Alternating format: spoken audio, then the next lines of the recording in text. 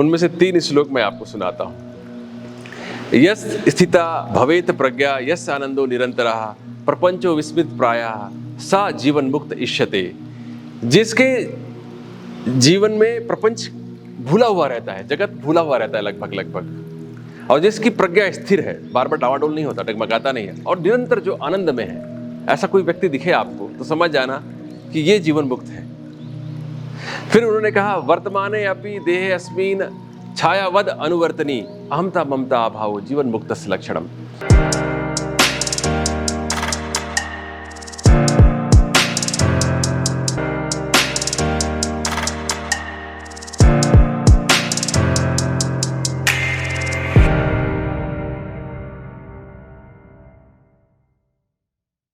जो शिव और शक्ति है, मतलब जो चेतना है और जो प्राण है, महाप्राण कहते हैं, जो समस्त सृष्टि का प्राण है उसको महाप्राण कहा जाता है।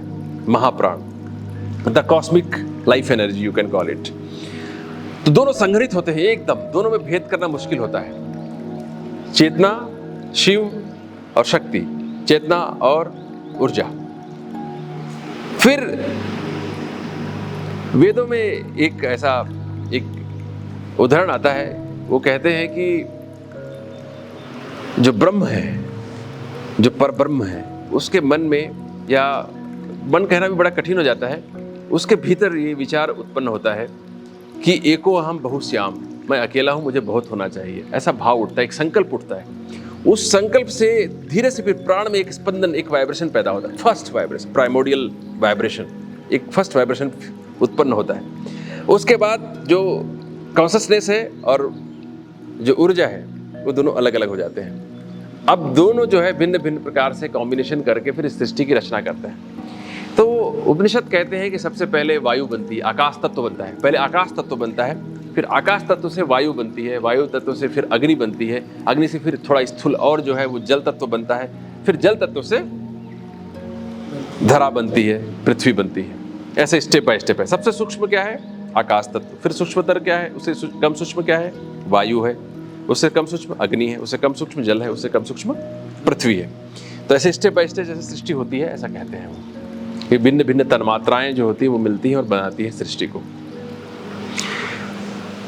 तो ये प्राण हमारे अस्तित्व का अभिन्न अंग है। फिर प्राण के कई प्रकार हैं, प्राण के कई प्रकार हैं। तो प्राण के जो मुख्य 5 प्रकार हैं वो भी हमें जानना चाहिए। उससे हमें अपने शरीर की क्रियाविधि को भी समझने में आसानी होगी। कभी कहीं शरीर में कहीं दिक्कत आएगी, कहीं विकार आएगा, कहीं डिसऑर्डर होगा, तो आपको समझने में आसानी रहेगी।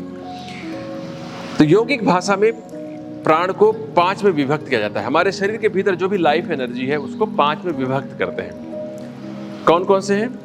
एक जो प्राण है उसको स्थूल प्राण कहते हैं। स्थूल प्राण कहाँ से कहाँ तक है? ये जो डायफ्राम होता है हमारा, ये डायफ्राम है जो छाती को पेट से अलग करता है, उसको डायफ्राम कहते हैं, जिससे हमारी श्वास चलती है। इस डायफ्राम से कंठ तक जो प्राण है उसको स्थूल प्राण कहा जाता है। उसी को सामान्य भाषा में श्वास भी कह देते हैं हम। ये हमारे सर्कुलेशन को, ब्रीदिंग को, स्वॉलोइंग मैकेनिज्म्स को कंट्रोल करता है। निगलने की क्षमता, श्वास लेने बाहर करने की क्षमता, श्वसन को नियंत्रित करता है। तो ये प्राण स्थूल प्राण है। फिर इन दोनों के बीच में है जो नाभि तक, और यहाँ से लेकर जो प्राण है जो नियंत्रित करता है, उस प्राण को कहते हैं समान। और उसके नीचे जो प्राण है उसे कहते हैं अपान। तो अपान है, बीच में समान है, ऊपर है प्राण, है ना। तो बड़ा ध्यान देंगे आप।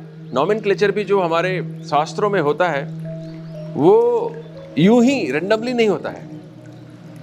There is a purpose behind it. इसको समान इसलिए कहा जाता है, जो बीच में प्राण है, अपान और प्राण के बीच में, उसको समान इसलिए कहा जाता है because it is equaliser. Equaliser, दोनों में जब भी कुछ विषमता होती है तो उसको सम करने की कोशिश करता है। Although in other state it helps in digestion. Various enzymes are secreted by the force of the energy of this prana. तो समान ये बीच का हो गया, नीचे जो है अपान। अपान का काम है उत्सर्जन की क्रिया। गर्भधारण और डिलीवरी आदि के लिए जो प्राण चाहिए, जो ऊर्जा चाहिए, वो आपको मिलती है अपान से। उत्सर्जन के लिए, मूत्र त्याग, मल त्याग के लिए जो ऊर्जा चाहिए वो आपको अपान से मिलता है, ठीक है ना। वैसे सामान्य भाषा में प्राण भीतर जाने वाले श्वास को और बाहर जाने वाले श्वास मतलब प्रश्वास को अपान कहते हैं, जो बाहर जाए वो अपान। तो कहीं से भी बाहर निकलती है आपके, हाँ, तो उसे हम अपान कहेंगे।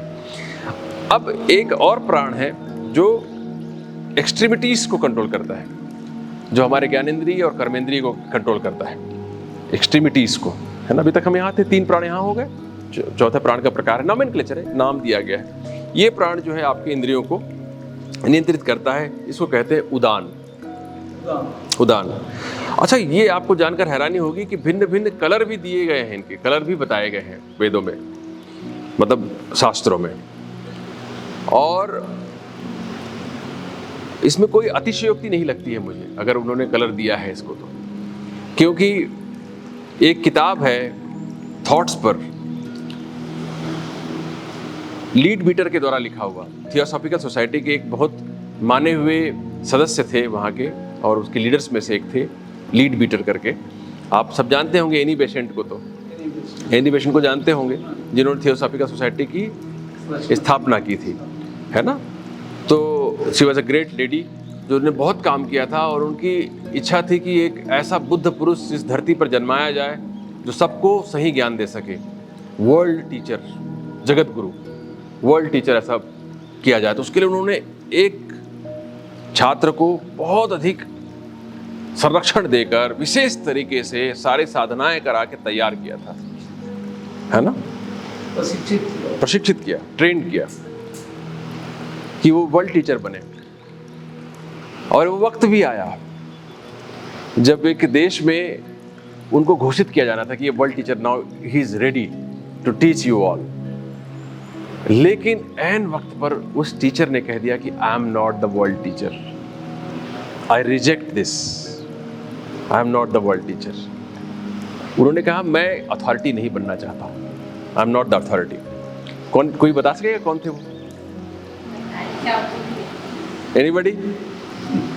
नाम सुना है? सुना होगा आपने, शायद मैं बोलूं तो शायद सुना हो। जे कृष्णमूर्ति, जिद्दू कृष्णमूर्ति, जिद्दू कृष्णमूर्ति, वो थे। वो उन्होंने नकार दिया था, उन्होंने सारे अथॉरिटीज को नकार दिया। उन्होंने कहा कि जो सत्य का राह है वो पाथलेस पाथ है, पहले से बना हुआ पाथ नहीं है, वो आपको अपना खुद का तैयार करना पड़ता है। हम केवल गाइड कर सकते हैं, हम आपसे ये नहीं कह सकते कि यही मार्ग एक सत्य है, एक यही मार्ग है जो आपको अंतिम सत्य तक पहुंचाएगा, ऐसा नहीं कहा जा सकता है। सबकी राह अलग अलग है।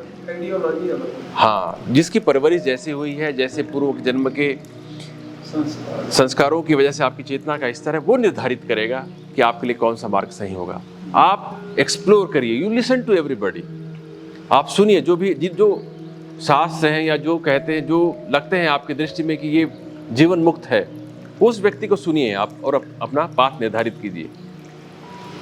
जीवन मुक्त को पहचान पाएंगे ना आप? नहीं पहचान पाएंगे। जीवन मुक्त को पहचानेंगे नहीं, गुरु को पहचानेंगे नहीं, तो फिर कैसे आप चयन करेंगे अपने गुरु का? इतनी समझ तो है ही नहीं। इसके लिए विवेक चूड़ामणि में बहुत सारे श्लोक हैं, उन्होंने लिख रखे हैं। उनमें से 3 श्लोक मैं आपको सुनाता हूँ। यस स्थिता भवेत प्रज्ञा यस आनंदो निरंतरः प्रपंचो विस्मृत प्रायः सा जीवन मुक्त इष्यते। जिसके जीवन में प्रपंच भूला हुआ रहता है, जगत भूला हुआ रहता है लगभग, और जिसकी प्रज्ञा स्थिर है, बार बार डावाडोल नहीं होता, डगमगाता नहीं है, और निरंतर जो आनंद में है, ऐसा कोई व्यक्ति दिखे आपको तो समझ जाना कि ये जीवन मुक्त है।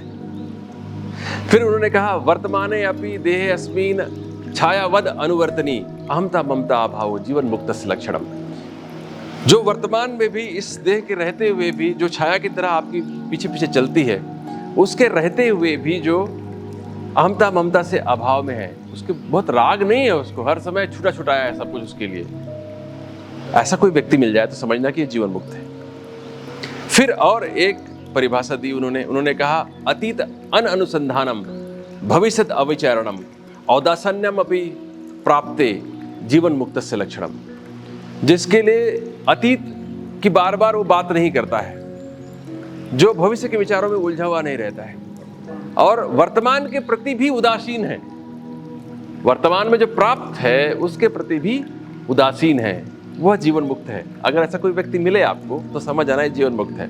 जो हर समय बिल्कुल फक्कड़ बना हुआ है, हर समय सब कुछ त्यागने को तैयार बैठा हुआ है, ऐसा कोई व्यक्ति मिले आपको, फकीराना ठाठ हो जिसके भीतर, ऐसा कोई हो तो समझना कि ये जीवन मुक्त है। तो ऐसे जीवन मुक्त पुरुष को बनाने के लिए थियोसॉफिकल सोसाइटी के अध्यक्ष और संस्थापक रेनी बेसेंट और लीडबीटर ने एक वर्ल्ड टीचर के लिए उन्होंने कार्य किया, लेकिन अनफॉर्चुनेटली दे फेल्ड। बट उन्होंने बहुत सारी अच्छी अच्छी किताबें लिखी हैं। उनमें से एक किताब है थॉट्स पर, थॉट पैटर्न्स पर, I think the title I am forgetting, but उसमें उन्होंने कलर्स बताए हैं, थॉट्स के कलर्स उन्होंने प्रयोग किया गया है, वो ऐसा नहीं है, प्रयोग किया गया और वो कलर्स के रूप में प्रोजेक्टर से प्रोजेक्ट होता था, वो थॉट्स जो होते थे।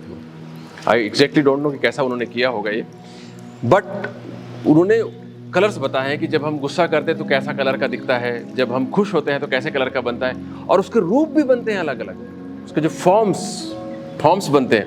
हाँ, जब आप गुस्से में होते हैं तो बहुत ही अव्यवस्थित, टेढ़े मेढ़े ऐसे बनते हैं। खूंखार व्यक्ति के जो थॉट पैटर्न्स हैं वो बिल्कुल ही अलग होते हैं, मतलब विभत्स होते हैं वो। और कोई सुंदर व्यक्ति हो जो स्थित प्रज्ञ हो, उसके जो विचार हैं, जो वो व्यक्ति आपके पास खड़ा होता है उसको जब टेस्ट करते हैं तो इतना सुंदर कमल सा बन रहा है या कुछ फूल बन रहे हैं, और उसकी आभा, उसके वर्ण जो है इतने सुंदर हैं कि आप बोलेंगे वाह, ऐसे होना चाहिए थॉट्स। तो वैसे ही प्राणों के बारे में भी शास्त्रों में ये है कि उनके कलर्स होते हैं। जैसे जो स्थूल प्राण है वो लाल रंग का होता है, जो उदान का कलर होता है वो पेल वाइट होता है, ऐसे अलग अलग कलर दिए गए हैं अलग अलग प्राणों के।